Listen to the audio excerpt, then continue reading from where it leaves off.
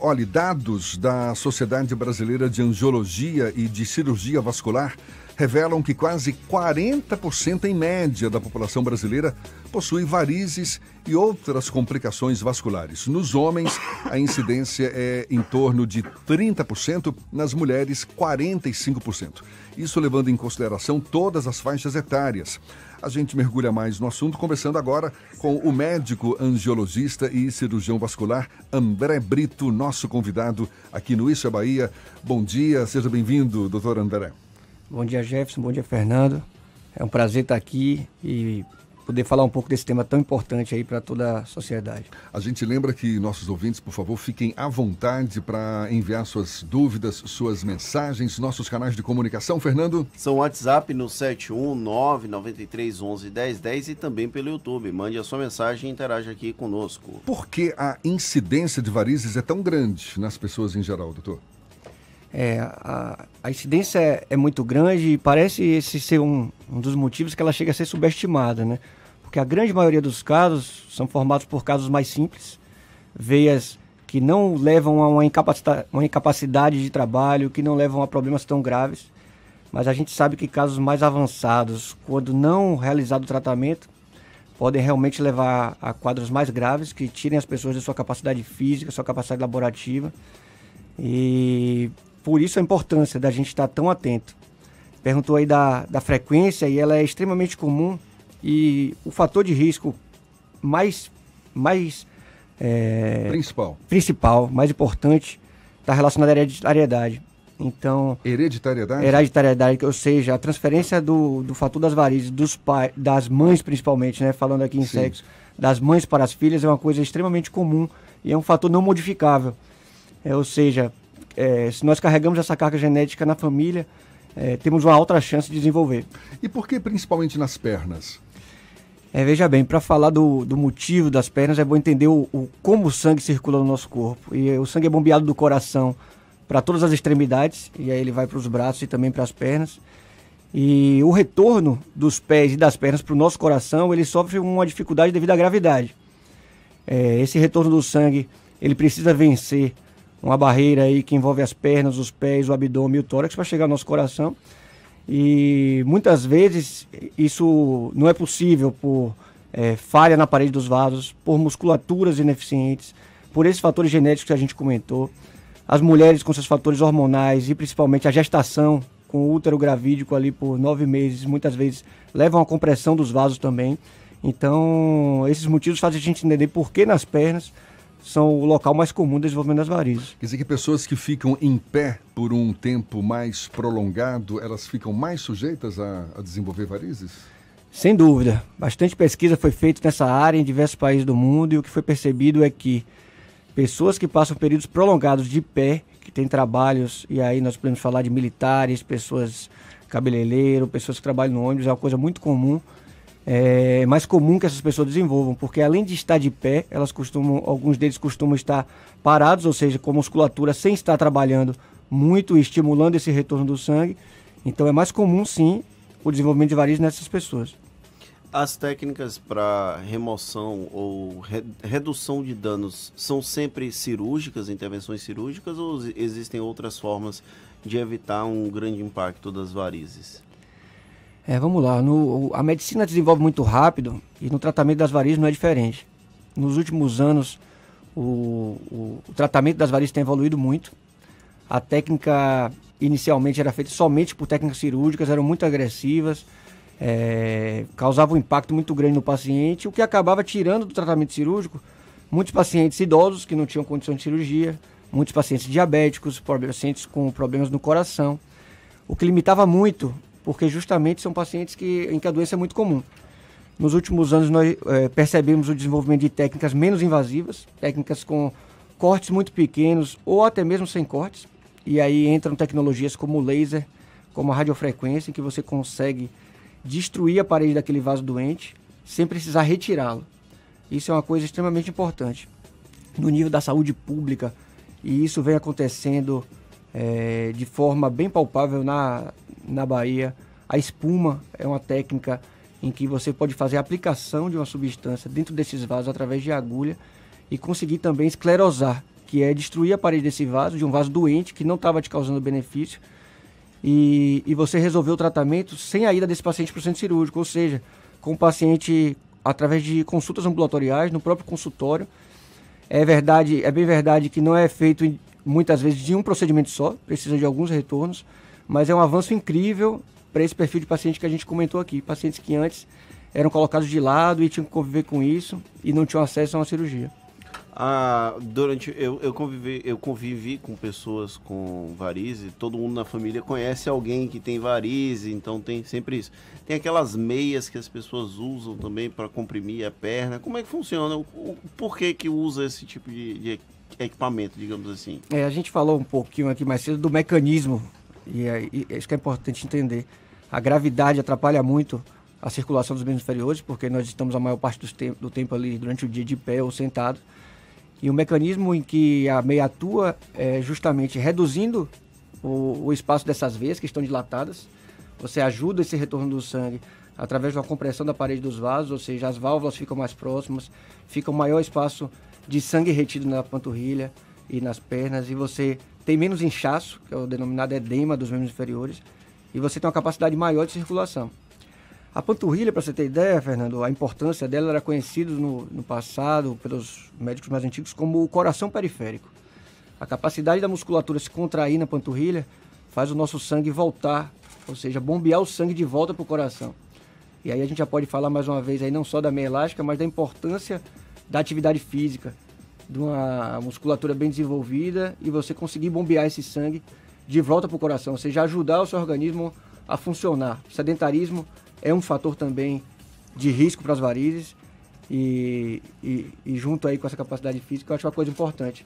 Mais uma vez, a atividade física sendo aí destacada como super importante, né, no dia a dia das pessoas. O senhor está falando que tem a ver com a dilatação dos vasos, não é? Agora, durante o verão, por exemplo, a gente supõe que possa haver uma dilatação maior também dos vasos por conta do aumento da temperatura.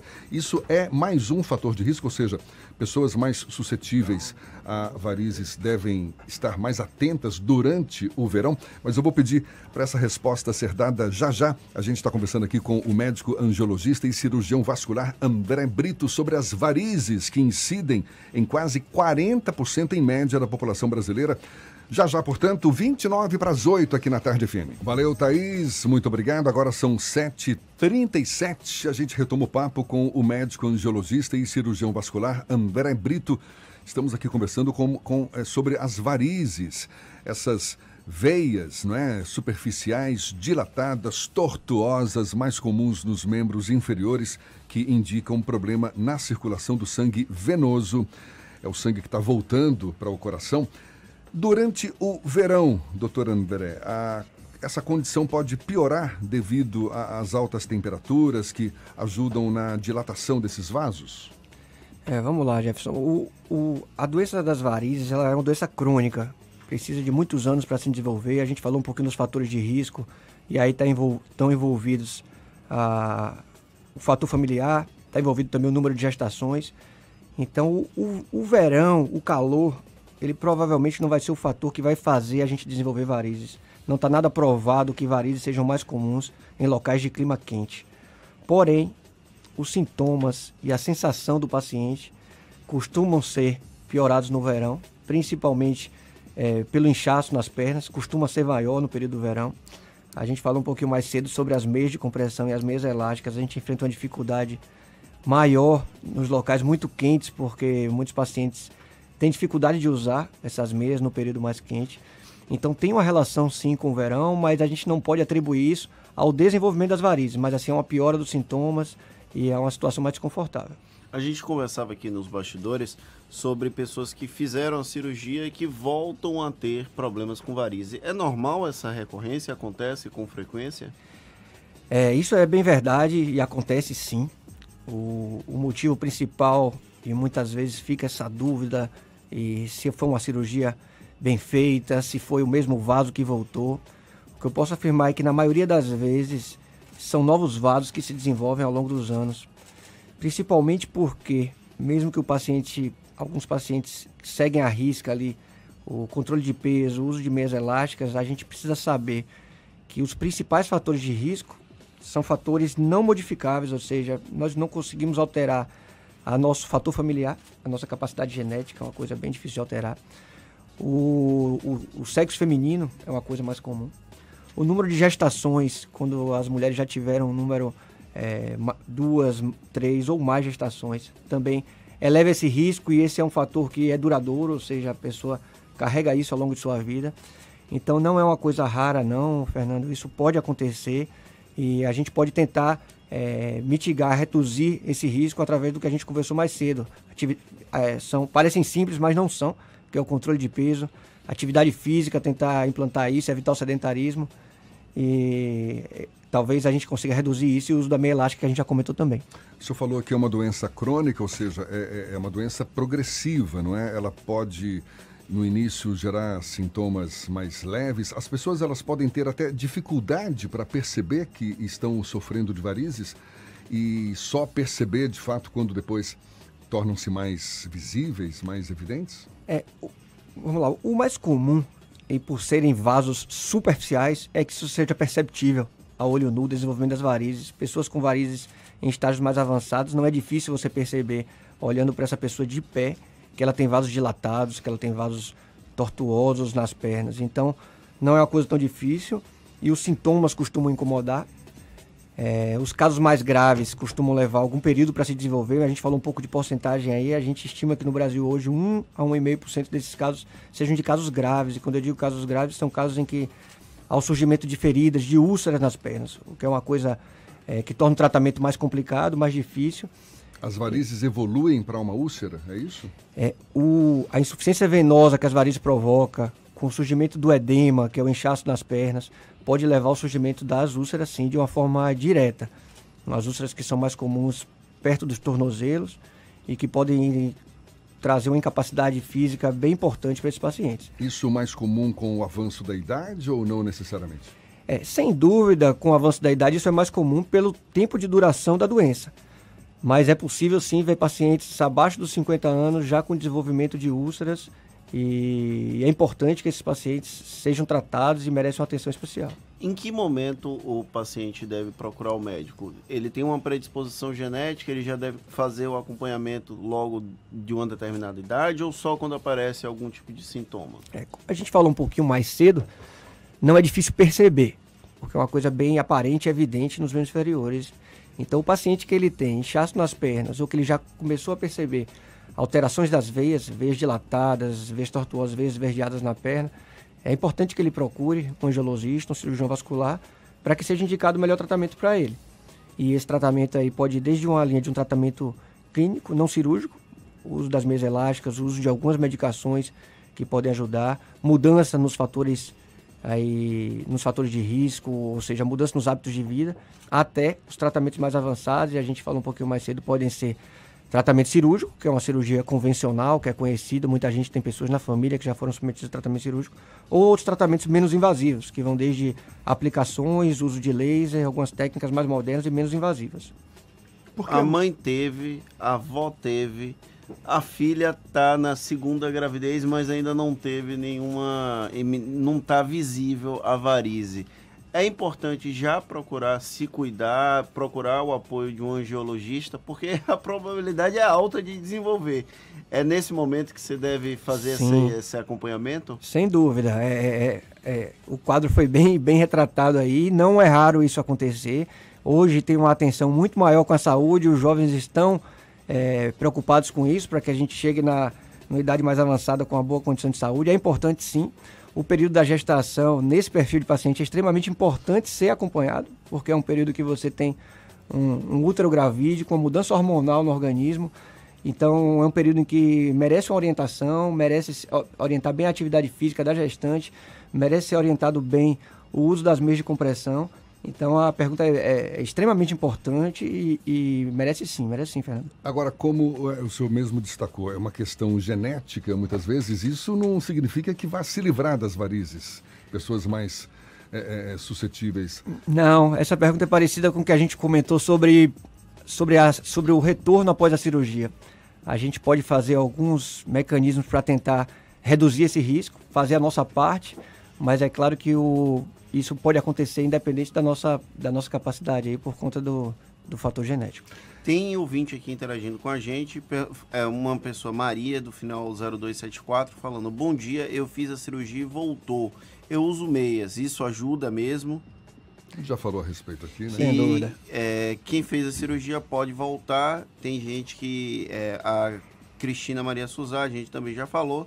E ela fala: parei de usar meia, mas eu venho em pé no ônibus de Camaçari até a Garibaldi e tive 2 gestações. Ela tem que usar meia? É recomendado que ela use meias?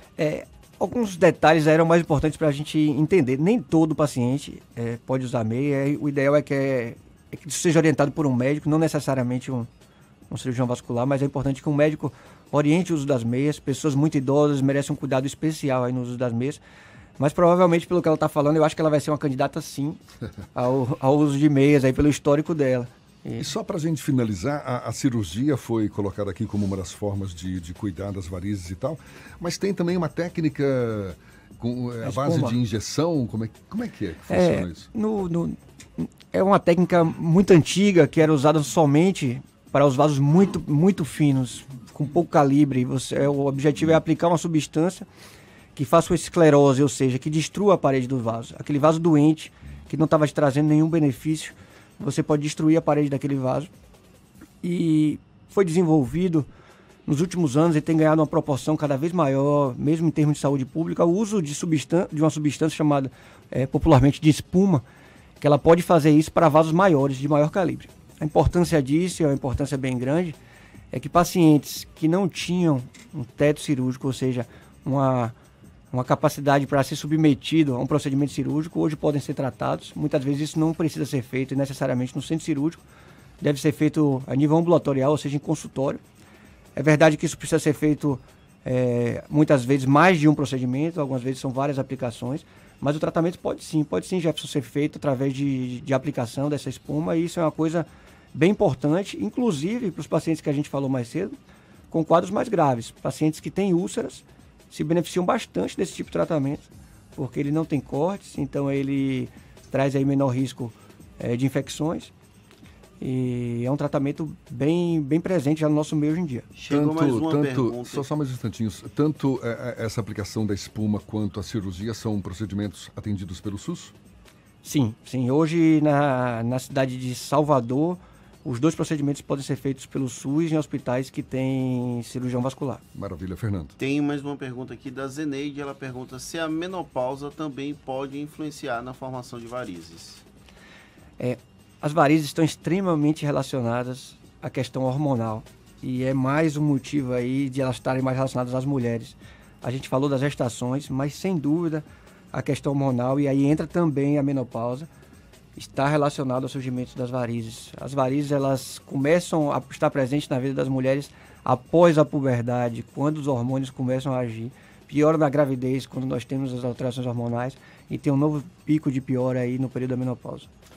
Então ligar o sinal de alerta aí, não é? Tá todo mundo, de alguma forma, enfim, tendo que se cuidar, obviamente, para evitar problemas como esses. André Brito, médico angiologista e cirurgião vascular, conversando conosco aqui sobre as varizes. Muito obrigado pelos seus esclarecimentos e um bom dia. Obrigado a vocês pela recepção, é um prazer estar aqui e poder falar através desse microfone tão importante. A gente lembra que esse bate-papo todo você pode assistir de novo pelo nosso canal no YouTube e também ouvir de novo pelo Spotify, no iTunes e também no Deezer, 7h49 na Tarde FM.